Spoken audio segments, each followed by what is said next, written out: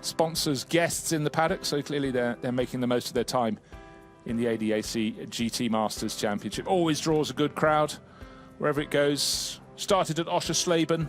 Here we are at Moss, then we go to the Red Bull Ring next month, Zandvoort, Nürburgring, Hockenheimring and Sachsenring. In fact, Sachsenring, which has the final round, is about the closest one to here, just north of the border into Germany, right at the top, the northwest corner of the Czech Republic. Just worth reiterating, about an hour or so if you up to GT3. But the GT Masters Championship going from strength to strength. And this is why cars look absolutely brilliant. Looking for people who qualified not so well, here's one to put your way. Fastest in yesterday's first practice session. Ended up caught up in qualifying. Went out one of those to try and set the time very late on. Jeroen Blekemolen starting one of the two Zach Speedmas Motorsport Mercedes, number 18, sharing with Swedish racer Jimmy Eriksson. He's down in 18. So here's the starting grid. Patrick Niederhauser will kick off from pole position. Mirko Bortolotti is trying to get his Lamborghini ahead from second place on the grid. Row number 2, Max Hofer in his Land Motorsport Audi and Sven Barth in his RWT rumbling Corvette. Then Luca Ludwig, the one and only Ferrari, and Marvin Dienst in that Schutz Motorsport Mercedes. Nikolai Silvestre, MRS GT BMW, and Timo Bernhard, well, it has to be a Porsche. Indy Dodscher, bright yellow and green for his HTP Mercedes. He's starting ninth. Matthias Drudy in his Audi for EFP, second generation racer. Mike David Ortman, one of our camera carriers, will be starting 13. Dennis Marshall, the other of the RCB Rootronic Racing Audis. Don't forget, sister car on pole. Jeroen Blekemolen, car 21. Watch out for that. That is quick, but for some reason it didn't all come together in qualifying. Jeffrey Smith, Christopher Haas. Well, Jeffrey knows how to win here. He was one of the winners 12 months ago when he shared with Stefan Muka and won the opening race. So he's got a long way to go. Don't forget, Maxi Götz was also a winner last year. So right down to the end of the grid. Cars 29 and 30, or 29th and 30th, and Arlind Hoti will start before handing over the number 4 Audi to his teammate, Christopher Drayspring. So coming out of turns 15, 16, 17 now comes the field, the ones at the back, and it's a lot. It's very good formation lap, driving the safety car. Goes to the late peel into the pit lane, round they come, lights are red, no overtaking until they turn green. Is it going to be Patrick Niederhauser who makes the best start? One of the Corvettes from about 8th on the grid trying to make a move, but it looks like the pole man is leading an Audi 1-2, but up the inside, the Ferrari coming. Luca Ludwig, he's committed. He might get up into 3rd place, might get it, be squeezed back to 4th, hits the flank. I think there's a bit of rubbing there. Mirko Bortolotti is playing rodeo round the back, about 4 cars going in the gravel. One of the Land Motorsport Audis running wide into the gravel, and Timo Bernhard is the one who's had the spin. It was tight at the top, not tight if your name was Patrick Niederhauser. You took that position into the lead of the race. Sven Barth being given a squeeze, but we saw poor old Max Hofer having a rub on his door. Now the Ferrari has come together with Sven Barth into the gravel at turn 7. He's got to wait until the entire field comes through. It's messy at the back. Jan-Erik Sluten's gained about 4 or 5 places. The MRS GT BMW Nikolai Silvestre started 7th. He's down in about nowhere, but not as much as Timo Bernhard. Over and out for Timo. How frustrating. Will there be a safety car with that sitting in the gravel? Well, taking no chances. Patrick Niederhauser and Mirko Bortolotti pulling clear from the field as fast as they possibly can. I think we're going to have a safety car for that clear up. Well, they've just got to hold position rather than try and stretch their advantage, unless that Porsche can be pulled out of the gravel very, very quickly indeed. Oh, tail came out. I think that I couldn't tell you which of the this lap. It's always late in the lap that they flick those lights off. The field now coming up towards turn 15. 21 turns in all. Drivers at the front of queue, if they haven't got the message, they'll be radioed from the pits. They will have the message. So for Patrick Niederhauser and Mirko Bortolotti, of course, they're still running as they were before the safety car came out, 1st and 2nd. But the big difference is that Max Hofer has been able to close right in. There is the white and green Land Motorsport Audi, and in behind the RWT Racing Corvette.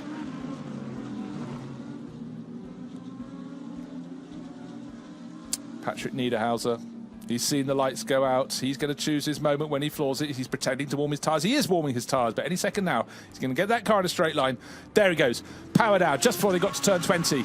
And the field should be nose to tail behind. A few little gaps further back, but he's made a 2-car length advantage over Mirko Bortolotti. Is Bortolotti in the Lamborghini going to get a better exit of the final turn? Pretty good, but even better was Max Hofer in behind. And when I say in behind, I mean right in behind that rear wing. Trying to hang on in the Corvette behind is Sven Barth. Marvin Dienz in the yellow and black Schutz Motorsport Mercedes. Is he close enough to make a move into turn 1? Turn 1, that's where the incidents happen, but very sensible driving so far. Of course, when they start the rolling start, they're starting 2 by 2. When they have the start after a safety car, they're starting from line astern order. Only passing manoeuvre attempted there was Luca Ludwig trying to go past Arlind Hoti. Didn't work, however, the Ferrari driver staying at the back of the pack. Neat and tidy. Where are the passing manoeuvres going to start coming? Robert Renauer under pressure. Matthias Drudy in that EFP car collection. The yellow and black Audi looking very aggressive indeed. There it is, yellow and black Audi just going out of over the curbing at turn 12.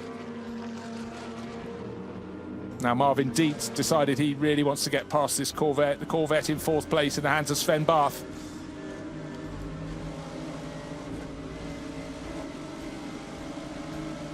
Sven seems to have plenty of punch out of the tighter corners. Just opens out that advantage to protect his 4th place.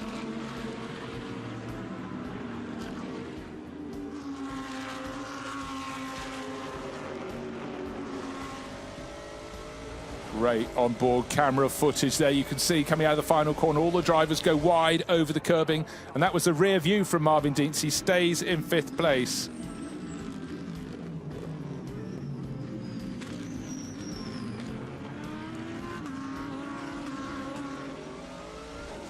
Great shots, Marvin Dietz over the curbs. They all have to go over the curbs. It's a question of how much.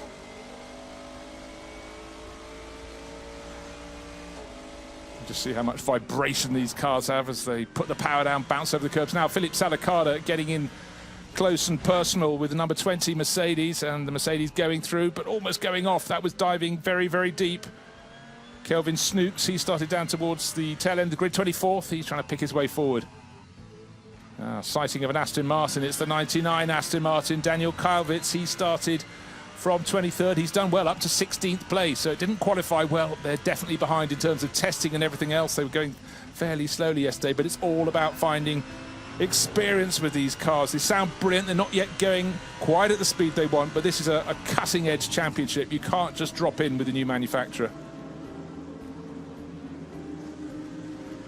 2x2 racing, that was quite a moment there for the number 20 Kelvin Snooks. HTP Motorsport, sorry, the Zach Speed Motorsport Mercedes bouncing over the curbs, keeping it in a straight line. What we're seeing now is Patrick Niederhauser in the lead of the race. He's 0.973 of a second clear. I think this time around, as they come up to complete another lap, it's going out. He's certainly stretching his advantage over Mirko Bortolotti. 0.973 becomes 1.338, so nearly just over a third of a second gained by the race leader. So it's Niederhauser, Bortolotti in the orange Lamborghini, Max Hofer, Sven Barth, Marvin Dietz, Indy Dontje. Car number 12, Matthias Drudy, looking very good indeed. The yellow and black Audi, just at the back of his little pack.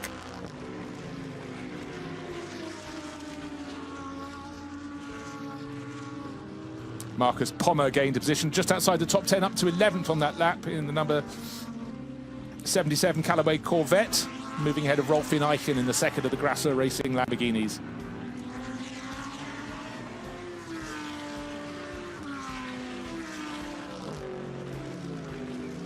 Drivers being much, much better behaved this time around.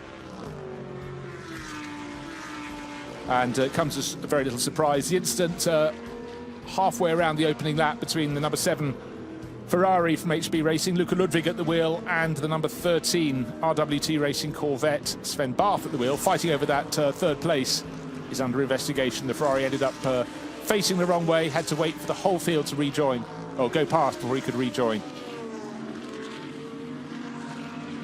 Really fancy the pace of Matthias Drudy in this number 12 Audi, looking very handy indeed, closing in on those ahead of him. In fact, his best lap is about 3/4 of a second quicker than quite a lot of that pack in front of him. The yellow and black Audi, just the top right of your picture. Tucked behind Mike David Ortman in that orange Audi, which is in behind the yellow HTP Motorsport Mercedes with Indy Doncher at the wheel. So there is Matthias Rudi, the yellow and black Audi, looking very, very nimble at the moment.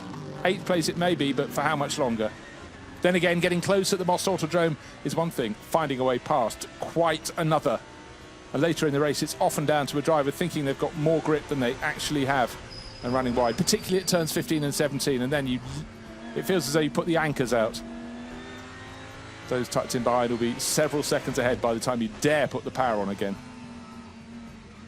Great shots looking back from Mike David Ortman's Audi.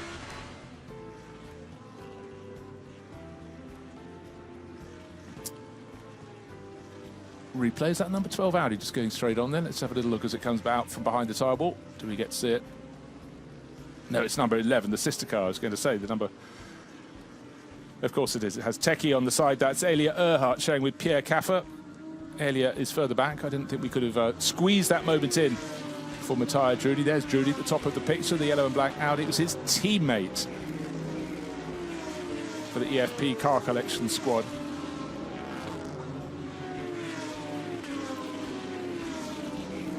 Nose to tail action, looking increasingly comfortable at the front of the pack, the head of the queue. Patrick Niederhauser for the HCB Rutronic Racing Team. There he is, his Audi, 1.8 seconds clear now. Mirko Bortolotti managed to shake the attention of Max Hofer off his tail. It's closer behind. Indy Doncher, Marvin Dees, Indy Doncher, Mike David Dortmund, Matthias Rudi, Robert Renauer, Jeffrey Schmidt.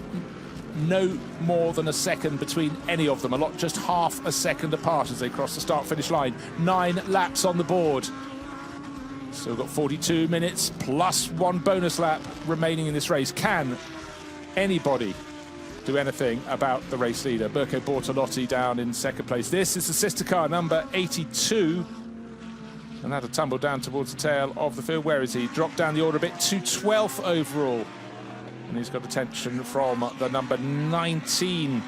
Another Lamborghini, this one though with a different livery. Doesn't have the orange, it's more black on the side. Teammate all the same, Marco Mapelli, but the driver at the wheel of that is Michele Beretta. Beretta in 13th place, Rolf Ineichen just in front of him. Lamborghini with the orange flashes in 12th. There's Ineichen in behind Mapelli.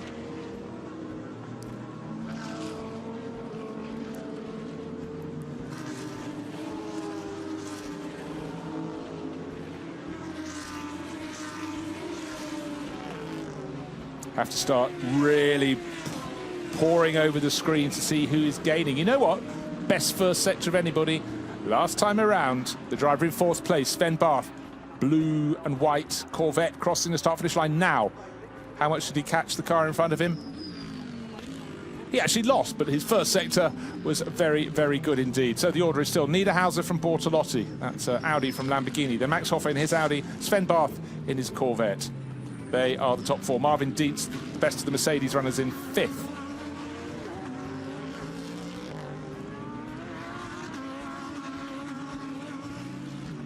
Drivers will start to appreciate if they've been kind to their tyres or if they've been cruel. Temperatures continue to rise. Track temperature, actually it's hovering about the same as air temperature. I honestly thought once the clouds burnt off we would have track temperatures rising, but that's staying about 18, 19 degrees. That's certainly something these tyres can cope with very well indeed.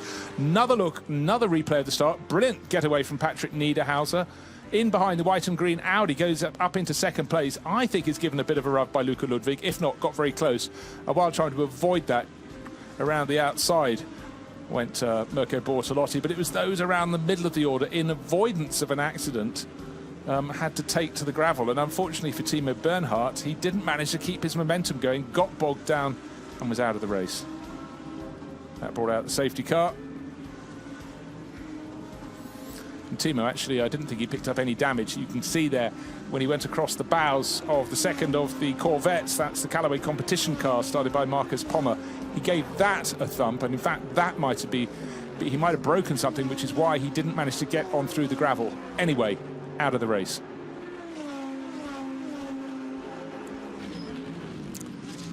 Great little battle here.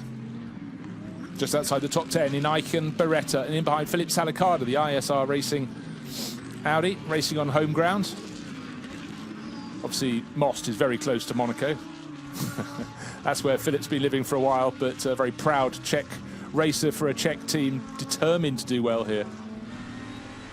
Started mid-grid, 17th position out of 31, and at the moment is 14th. So probably hasn't really gained any positions, but we had Luca Ludwig being spun out, Timo Bernhard dropping down the order. So he may have gained one, but it's that close, it's that tight in the ADAC GT Masters.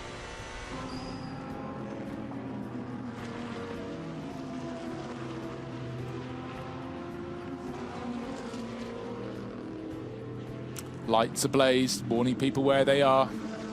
Mike David Ortmann in the orange Audi, coming under more and more pressure from Matteo Drudi. Little Italian racer, son of Luca, who mainly was a single-seater man, Formula 3.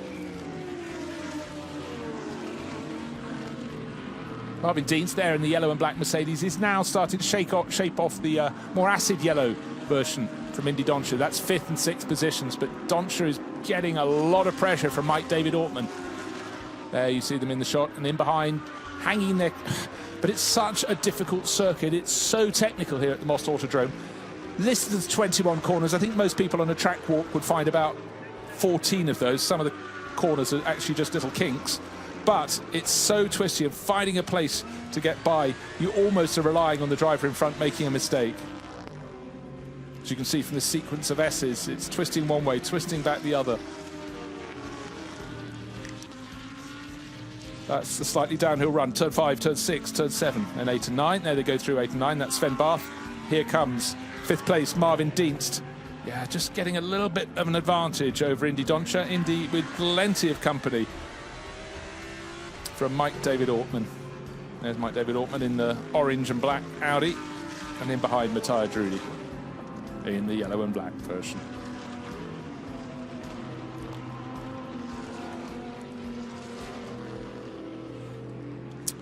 Who is making the moves?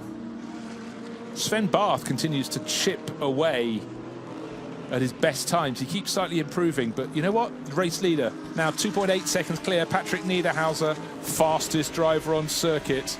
The next three, Bortolotti, Hoffer and Barth, very, very similar times. But our race leader, he's enjoying life very much indeed, and certainly enjoying it all from the pit garage will be Kelvin van der Linde. He's going to take over from Patrick Niederhauser, and the Swiss driver is doing a fantastic job.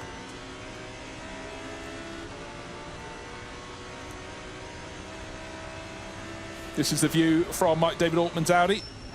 Number 24 in 7th place overall. Getting very, very close indeed to the tail of that yellow and green Mercedes. Indy Doncia holding on, the Dutchman, but pressure aplenty. There's Doncia, middle of shot, the orange flash up the flanks of Mike David Ortmann's Audi.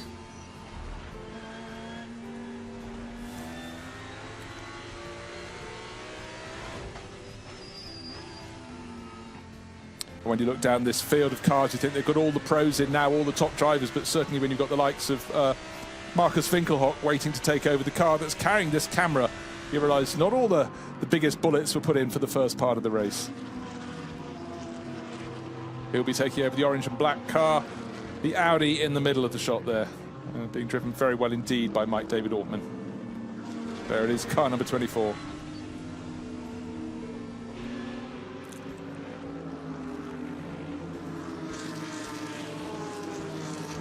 Settling down, first to second, 2.9 seconds now. The advantage Patrick Niederhauser has over Mirko Bortolotti. This level of racing, that is actually quite a lot. Many levels of racing it wouldn't be at all. So the first, the pit stoppers, as the window opens, pit window bang on time. Looks like one of the first to take a pit stop will be Mike David Ortmann, just waiting for signal that he has arrived in the pit lane. In the pit lane, yes, so he'll hand over once he's snaked his way in round the chicane on pit entry, and Marcus Winkelhock will be waiting to take over. So just remember the number 24 Audi, Mike David Ortmann in from 7th place.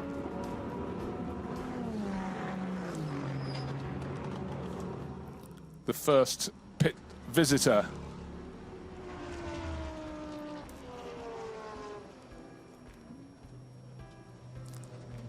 How many times has Markus Winkelhock thrown himself through a door of a car, managing not to sit on his belts, get himself knitted in? It's all about keeping calm, getting those belts cinched as tight as you possibly can. He will have the lion's share of this race. And don't forget, for teammate Mike David Ortman, far less experience, but also the annoying thing for him was the fact that half of his stint, or a large chunk of it, was spent behind the safety car, not able to stretch his legs and enjoy doing what all these drivers enjoy the most.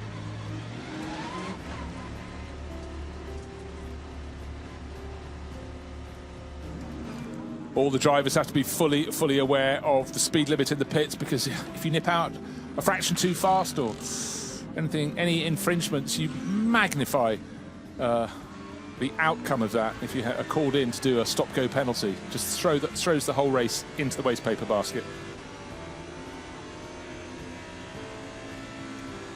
Little glance at the timing screens. There is Markus Winkelhock back on track. The two Aston Martins running together on time, but that's because Daniel Kalvitz has pitted, and Hugo de Sadelier in the sister car, number 98, has gone past at full racing speed. He's not coming in this time around. Of course, the teams try and share it out. Patrick Niederhauser, leading the race, hasn't made a pit stop, but he's now got traffic up in front of him, those who have made a pit stop. And Mirko Bortolotti is on the wrong side of that gaggle of cars. So in from third place, Max Hofer will hand over his Land Motorsport Audi to Christopher Mies. God, what a teammate to have. And there's Patrick Niederhauser's teammate waiting to take over. Kelvin van der Linde, one more lap, we heard. Got himself a bit excited. There's the Callaway Competition Corvette.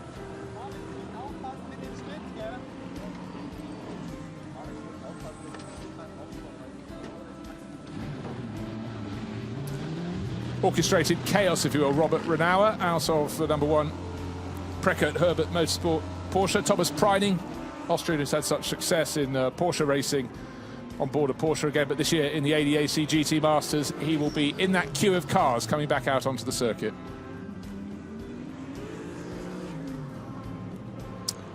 And Markus Winkelhock didn't gain a position unless he gets it down into turn 1 on the bright yellow and green Mercedes he'd been chasing for so long. He'd been chasing Indy Dontje. Maxi Goetz will be the second driver in that.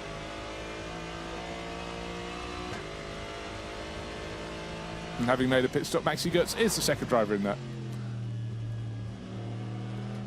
So the race order will be a little bit jiggled around for this lap, the next one, the last one, and then it will settle down. The pit window will close when we only have 25 minutes at the top of the screen. Overrun, miss that pit window being opened, and you will pay for it big time.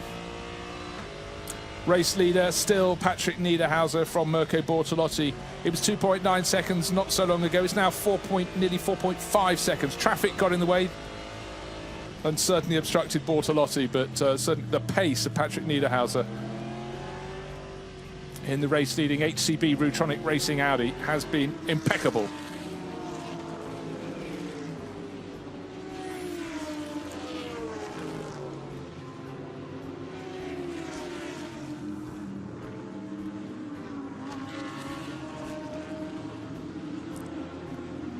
Top handful of cars have not made a pit stop. That's Patrick Niederhauser leading, Mirko Bortolotti second, Marvin Dietz third, Matthias Drudy in fourth place. Jeroen Blekemolen, a late stop for him. Don't forget he was starting the race down in 18th position. He's now listed as 5th, but he's sure to be coming into the pits very soon indeed. Marvin Kirchhofer out on the circuit in the Callaway, one of the 2 Corvettes, the one entered by Callaway Competition. Number 77 banging it through the gears, and of course with that magnificent motor up ahead, it does sound absolutely sensational. So Patrick Niederhauser in from the lead of the race. Kelvin van der Linde will run out to take him over. There we go, the Emma with the sort of pinky orange flashes on the blue, and the South African squats down, climbs aboard, and as ever the organised rigmarole. Strap the driver in, make sure the drinks bottle is in. Get the netting inside the window, the safety netting in place, and then I believe the words were go, go, go, go, go.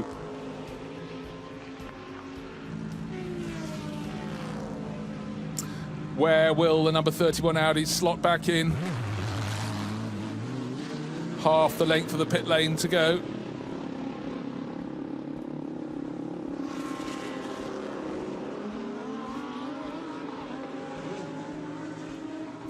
So just looking for pit exit. I think our race leader should still be our race leader. Yeah, back onto the circuit. Oh, that's a Lamborghini that was from second place. Don't forget, now in the hands of Christian Engelhardt, just emerging from the pits. Just looking, we've got about 5 cars that haven't made pit stops, so they will be listed at the head of the field. But the reality is they will lose all those positions when they come in to make their pit stops late in the pit stop window. Still open for another 3 minutes 40 seconds. There's our race leader, extended his advantage. Kelvin van der Linde. And it looks as though the order is as it was before in terms of the outright order. We've got the 31 Audi, the 63 Lamborghini. 4th place in that run of cars is the Corvette. Now, of course, in the hands of David Young, number 13.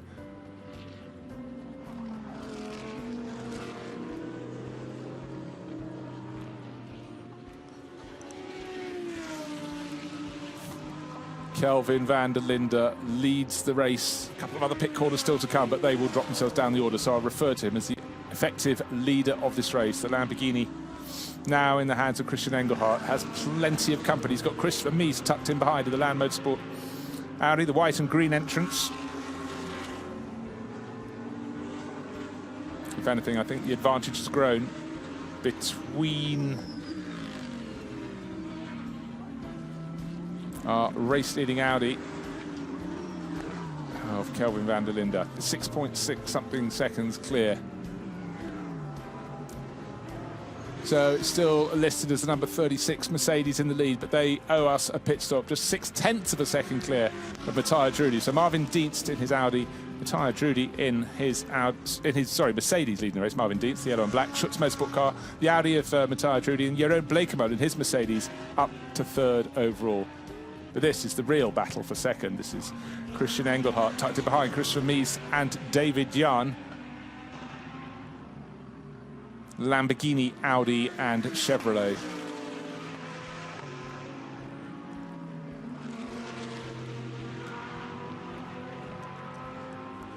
On a circuit that looks relatively flat, it's a fantastic shot when you see the cars going up the incline to turn 13, slightly blind over the brow. And then they've got 14, which is a very slight kink to the left, but the key is turn 15. A lot of drivers were running out over the curbing on the outside because they could, and then they discovered that the earth wears away and it drops down, and that leaves an exposed outer edge to the circuit curbing. And if they went over there another time, very easily could suffer punctures. All of the drivers are aware they don't want to throw away their own good work. David Jahn is looking very positive in the back of that grouping. ADAC GT runner-up, mainly with Kevin Estra, the Team 75 Bernhard Porsche in 2016. Took 2017 out and is back for a 2nd full season in a row and showing very good form indeed. There he is in 4th place overall for RWT Racing.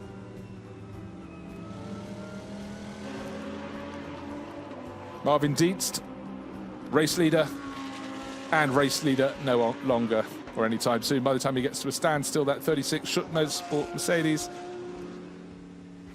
will be at a standstill. Looks like a standstill now, but that's because he slowed down so he could go around, drop onto the pit limiter, speed limiter.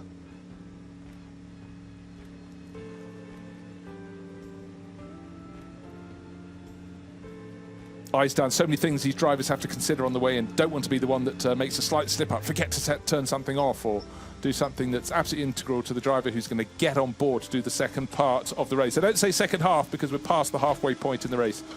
The race is 1 hour and 1 lap. But there's Marvin Dienst climbing out and Aidan Reid, his Australian teammate, climbing on board.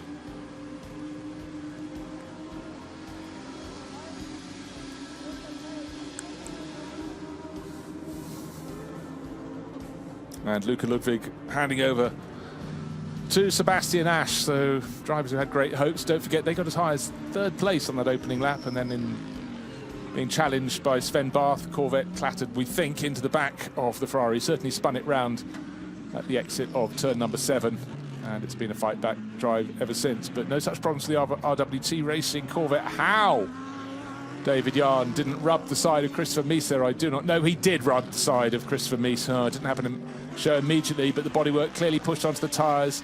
Now, how dangerous is this likely to be? There's bodywork hanging down. The Corvette's made the place. I thought had just somehow avoided contact. Not the case. Bodywork rubbing.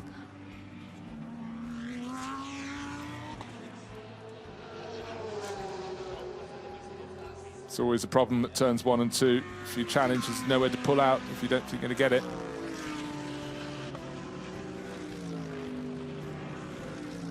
At the faster points on the circuit, we can't see the rubbing. Right, outside line into turn 1 for David Yarn in the blue and white Corvette. Christopher Mies all nice and tidy through turn 1. He's got to turn in at some point. And there was the clatter, a rub across that left rear corner on the Audi. And very early on after that, the bodywork got down onto the tyre. So it's going to be less than optimal. I think that's the way of describing it.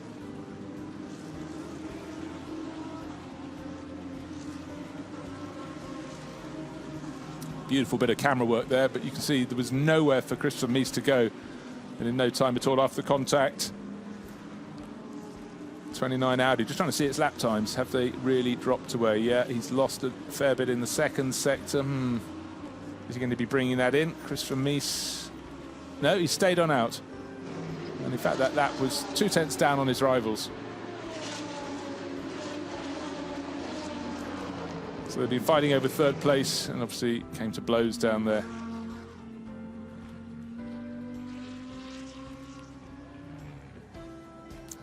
Looks as though number 31 Audi from HCB Rutronic Racing is here on a sprint. No one else around him.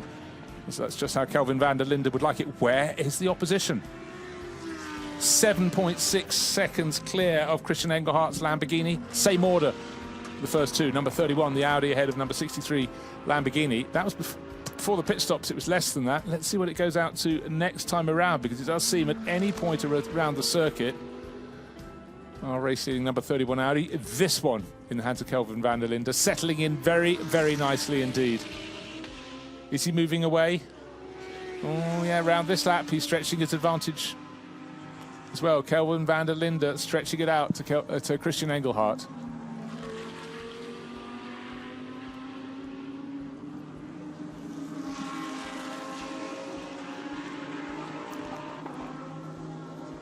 It is looking extraordinarily comfortable for Kelvin van der Linde. There's the second place Lamborghini. Christian Engelhardt looks like he's dropped David Yarn in the Corvette.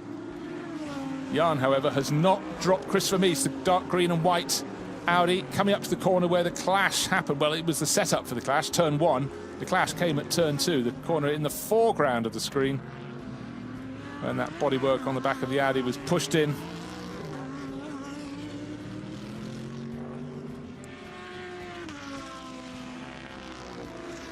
Place changes behind. So after David Yarn in the Corvette, Christopher Mies, we've seen him in the Audi, then Maxi Götz in the yellow and green Mercedes. Aidan Reed, the 36. Schutz Motorsport Mercedes, started by Marvin Dienst. Florian Spengler, number 12. He's in 7th place overall. That's the EF. That's the car he took over from Matteo Drudi. Then Marcus Fingerhock up to 8th. Thomas Preining 9th and Marco Mappelli 10th.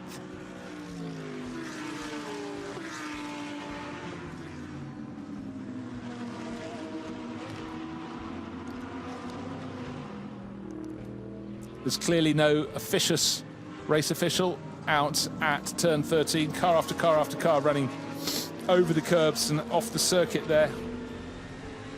When I say being officious, I mean actually just doing their job. But a lot of circuits you get pinged for going out beyond the white line, marking the edge of the circuit. You can go over with 1 wheel, 2 wheels, 3 wheels, but not all 4. If they're all 4 on the outside line of the outside line, then driver penalties can start to accrue. Have seen none here as yet, so maybe they're a little more lenient because they know the track is tight and it's twisty.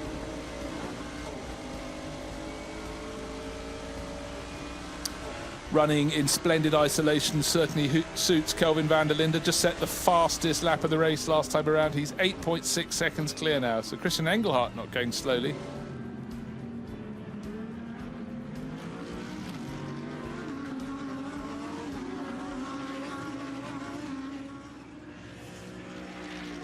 Number 24 Audi really enjoying a fun day at the races. Marcus Winkelhock pushing all the time. Started 13th in the hands of Mike David Ortman, and Marcus now up in 8th place, quarter of a second down on Florian Spengler. Florian in that yellow and black Audi just in front. Let's have another look at a replay. There we are, side by side.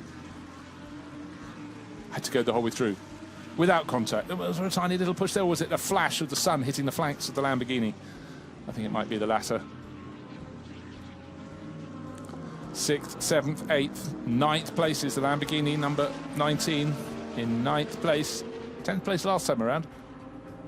So maybe places are changing, but as you can see in a train of cars like this, if you make a maneuver to pass a rival and get it wrong, that's where you could lose several positions in the space of no time at all.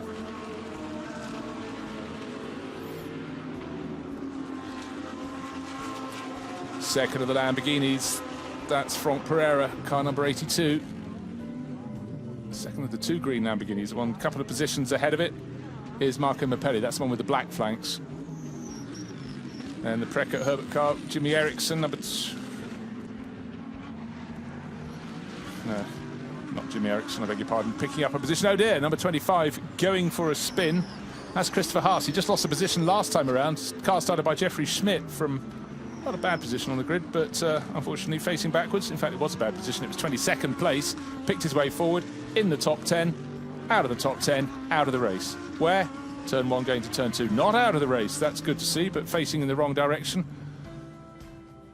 And one little slip up has had a big outcome there in terms of race position. So for Muka Motorsport, frustration there. Jeffrey Schmidt actually started that down in 22nd position. They got into the top 10, and it's all gone the wrong way there for Muka Motorsport. Let's have a look. Did he jump? Was he pushed? One has to say from that angle you can't see, but the fact the tail is out so much suggests to me that Frank Stippler in the ISR Audi might have had a hand to play in all of that. Stippler's moved up to 13th, and unfortunately, well, how sideways would you like to be or not like to be? Car 25 going for that spin. Very, very frustrating indeed for Christopher Haas.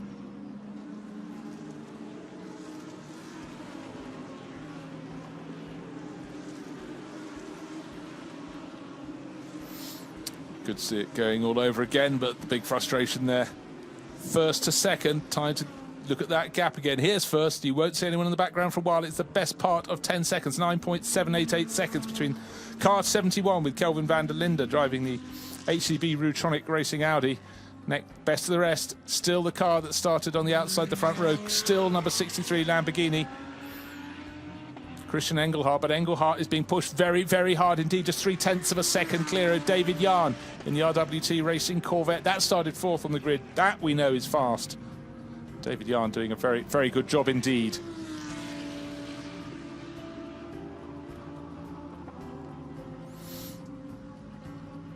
Second, third and fourth coming through our shot. Christian Engelhardt in the Lamborghini, David Yarn in the Corvette, and getting closer and closer, Christopher Mies in behind, catching the pair of them in his Land Motorsport Audi. There it is, dark green on the wings, lighter green underneath, but mainly white, but there it is. Car 29, pushing very, very hard indeed, chipping away at David Yarn. Now riding with Frank Stippler. I think he has a role to play here. Let's have a little look. Oh yes, that is precisely why we saw Christopher Haas going in sideways. I thought he wouldn't have got it so sideways coming into the corner. There's the confirmation that Frank Stippler gave him a little rub.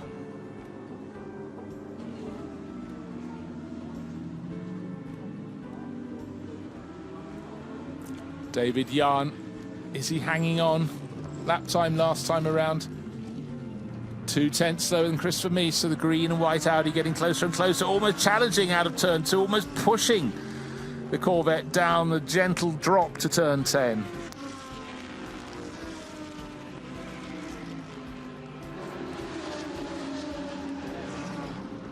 And in a flash, we're into the final quarter of an hour of the race. It looks as though, barring disaster, HCB Rutronic Racing have got this one absolutely in the bag. So unusual to see these margins of advantage, but a brilliant pole lap by Patrick Niederhauser. Right now, Kelvin van der Linde, he set the fastest lap of the race, not long after taking over, very much in the driving seat. Great super slow-mo there. How close? Was there a touch between the Audi and the Corvette? Very, very hard to tell, but hanging on in that third place overall. David Yarn being pushed, but not being passed.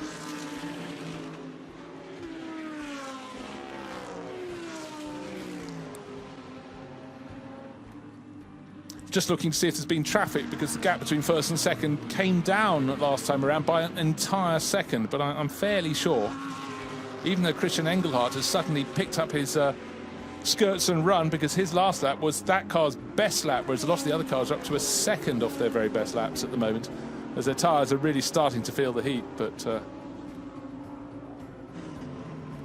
fact, there was an improvement last time around as well from Maxi Goetz, running in 5th place overall.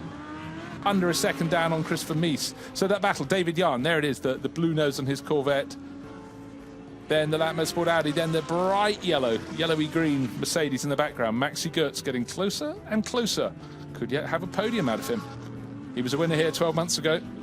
Would love to do it again. 12 months ago he shared victory in the second race with Marcus Pommer. And Pommer now racing a Corvette.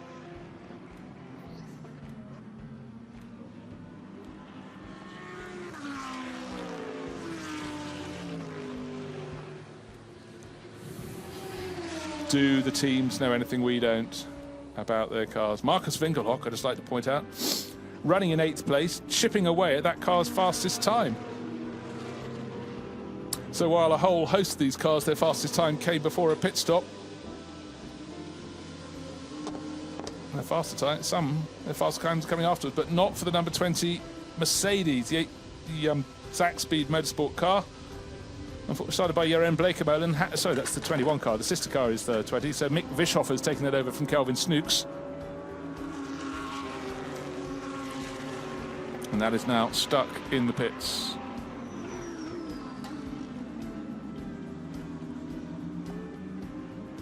Second, third, fourth and fifth. Second place and has a Christian Engelhardt in the orange and green Grasser Lamborghini, number 63. 0.6 of a second down on him. David Yarn in the RWT Racing Corvette. Another 0.6 of a second in arrears. Christopher Mies in the 29 Audi. And the top half dozen completed by another Mercedes, but he's about 10 seconds back off this pack. And that is in the hands of Aidan Reed. That's the Schutz Motorsport car. But here on screen, second place, the Lamborghini of Christian Engelhardt. Third place, David Yarn. Fourth place, Christopher Mies, and Maxi Goetz right on his tail. There it is. The bright yellow and green man filter racing Mercedes.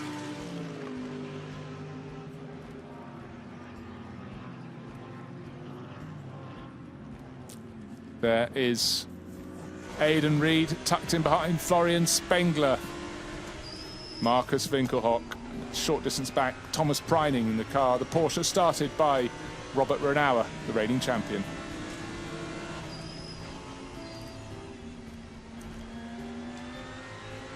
And talking of Renauer, of course, when he arrived here, he was sharing a championship lead with Preining. Would have fallen down the order a little bit here today if they're only going to finish in 9th place. Or are they? Are they going to gain places? Certainly starting to put the pressure on those in front of him, with Marcus Winkelhock the next in that mix. There's Preining in the black and red Porsche in behind this car. The next car after the orange and black Audi. There, the sinister black Precoat liveried Porsche sweeps through the final couple of corners.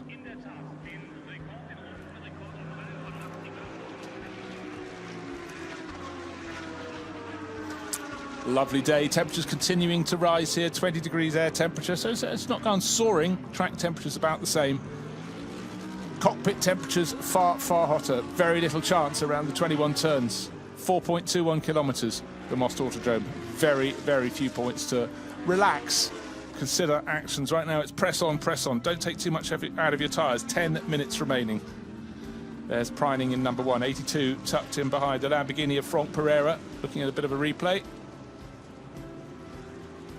Have we more contact between turns 1 and 2? Well, Preining wasn't anxious to give a position away. They're hard fought here, hard earned at the Most Autodrome. Turn 1 and 2, you need a lot of complicity or a big mistake from a rival to get an overtaking manoeuvre in, but Franck pushing on and away. in that great battle with Thomas Preining to just see if he could do that. Another lap about to go on the board. This is lap number 30 being completed. Kelvin van der Linde. The gap between first and second was nearly 10 seconds, then became 9, then became 8, was 7 seconds almost precisely last time around. What's it this time? Wait. 6.3, so 0.6 of a second gained by Christian Engelhardt. He's got to keep clawing it down from there, but there is hope. The gap is coming down. I think Kelvin van der Linde is doing all he needs to do.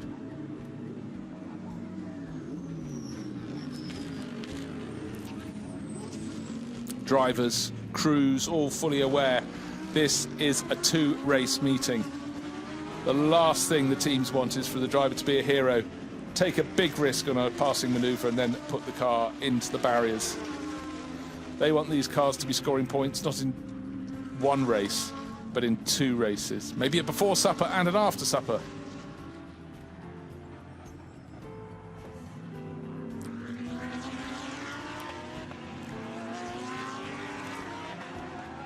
Kelvin van der Linde just watching the first timing interval.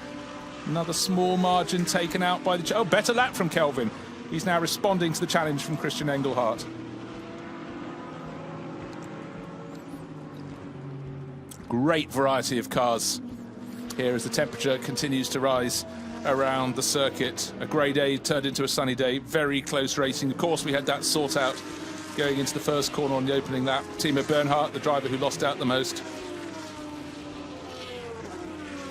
And you can see any position gained is worth its weight in whatever you choose to weigh it by, because it's so hard to overtake here at the Most Autodrome. You do almost rely on mistakes from others. You can get close, as you can see from these hunting packs of cars. But can you overtake? And likewise, should you get muscled out in the first corner and lose a couple of positions, it could take all race to even have a chance of claiming the back. Here is that first corner. Turns 1 and 2, you can see the tyre marks through the gravel. So very, very tough indeed. So tight, so difficult, and you really put your neck out there. You try and make a passing manoeuvre. Thomas Preining holding on to that 9th place. Let's have a look. This is the second of the Koos Team Bernhardt Porsches, driven now by Matteo Caroli, started by Adrian Delina. And unfortunately, just outside the top 10, 13th position, it started the lap, but will have lost position there. You can see the numbers on the screen starting to tumble, or to rise, which means that the driver is tumbling down the overall order. And in fact, that's put Matteo Caroli right down at the back of the field and parking up. So for Koos Team Bernhardt, that has been a pretty grim day here this Saturday at the Most Autodrome. But the team that's wreathed in smiles, HCB Rutronic Racing, the gap continues to come down. I think pacing to the finish, 6 minutes left. And it was 6.4 seconds, the advantage, coming down from 9, nearly 10 seconds over Christian Engelhardt. Next time around, the next car over the line will be Engelhardt. Down to turn 1 goes the race leader, Kelvin van der Linde. The gap's down, almost identical times, lap times last time around. In fact, a very slight gain by the race leader, so that's good. 0-0-1, first position flashing on the windscreen.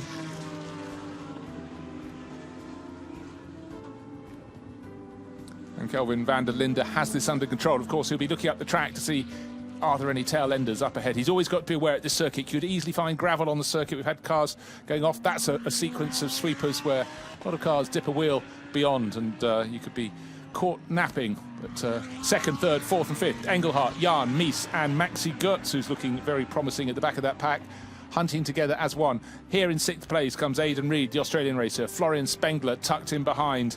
And then Marcus Fingerhock. Small gap, then we get Thomas Preining, Frank Pereira and Jimmy Eriksson in that white Zack-Speed Mercedes at the back of that group.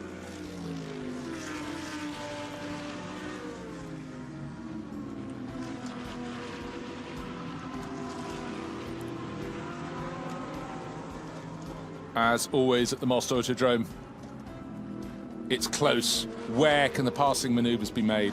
That is why drivers take risks on the opening lap. They tell themselves they won't, but they know they will. If there's half a gap, they're going to go for it. Some did, and for some, it most certainly did not work out. Great onboard camera footage.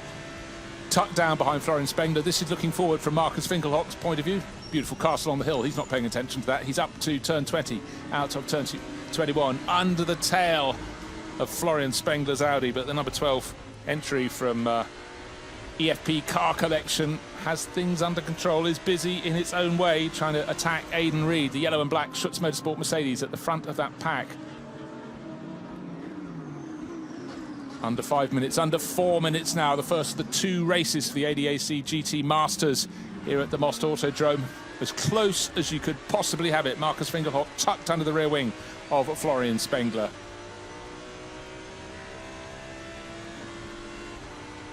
And yes, another glance at the timing screens confirms the fact that the gap between first and second the next time around came down again, 5.89 seconds. But look, the clock is counting down. Kelvin van der Linde has this under control. A little semi-look there from Marcus Winkelhock, just letting Florian Spengler know, I'm here, I am most certainly here. See a little bit of bodywork damage to the left rear corner of that Audi. Hardly surprising. Plenty of contact here. That's a little tweak, though. Doesn't look like it's any aerodynamic worrying. Schutz Motorsport Mercedes looks very capable indeed. Aidan Reed enjoying coming up to race in Europe, an Australian racer. Holding down that 6th place. Mainly been racing in the Far East in his racing career, but putting down a good marker here. You look at the depth of the talent in the ADAC GT Masters field, it runs very, very deep indeed, right its way back down the order.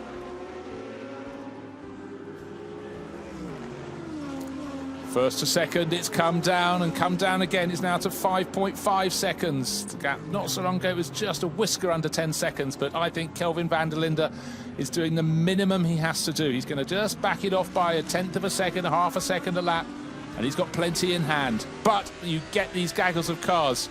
He's got to be sure there is nothing up the track ahead of him. What he doesn't want is a gaggle of cars fighting, not nose to tail, but side by side. He doesn't want to have to guess as he goes past. He's going to have to hope that they can spot the marshal's flags, can work out that he's coming through. But right now, he's very, very measured in his approach.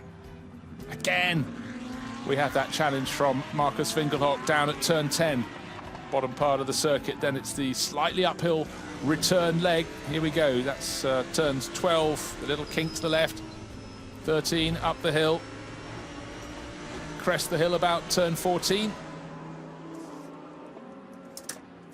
And then to turn 15, such a difficult corner for these drivers. Their natural body language is to go wide over the curbs, to carry more speed in, but you go beyond the curbs and it can start getting very messy indeed. So rather than risk cutting a tyre, picking up a puncture, they're staying by and large on the racing tarmac.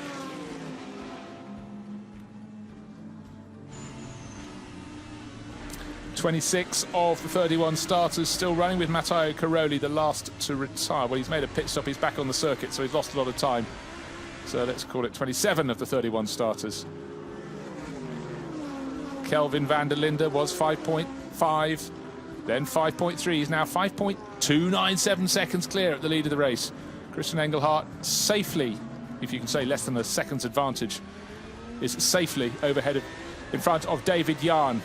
Engelhardt in the Lamborghini, Jahn in the Corvette. So it goes Audi, Lamborghini, Corvette, Audi, Mercedes, Mercedes, Audi, Audi, and then completing the top 10, the Porsche of Thomas Preining and Franck Pereira in the second best place, Lamborghini. Big sliding moment there. Going out of turn 8 from Marcus Fingerlock. That hampered him, but he somehow managed to find some momentum from somewhere to continue to harry Florian Spengler. Florian's going to know he's been in a race.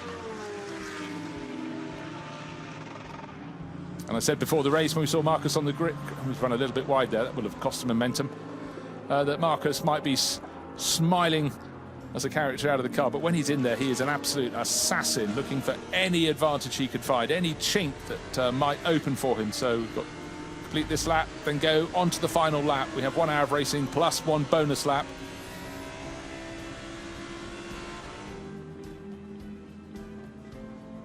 If anything, I think in this grouping, Thomas Preining is catching that battle of Reed, Spengler and Winkelhock, 6th, 7th and 8th. Thomas Preining in his group with Pereira behind and Jimmy Eriksson in the number 21 Mercedes, I think, are now coming up to make it a 6-car group. There we have it, right through to the white Mercedes at the back of the pack. I think we can call that a 6-car group.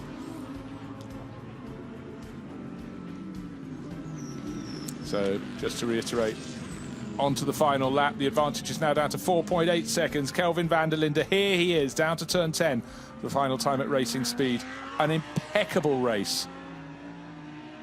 Started brilliantly by Patrick Niederhauser, whose star continues to rise. And Kelvin van der Linde was in front by the time the pit stops were completed, around the midpoint in the race, and hasn't put a wheel wrong since. Certainly the prize for the most lines around the circus goes to Marcus Winkelhock down at turn 10. He's tried that line behind him before, and Florian Spengler isn't falling for it this time either. Just comes across on the second apex of that right-hand hairpin, puts himself in the right place just when he needs to be, and Marcus has to think about some other way to go round. But this is the final lap.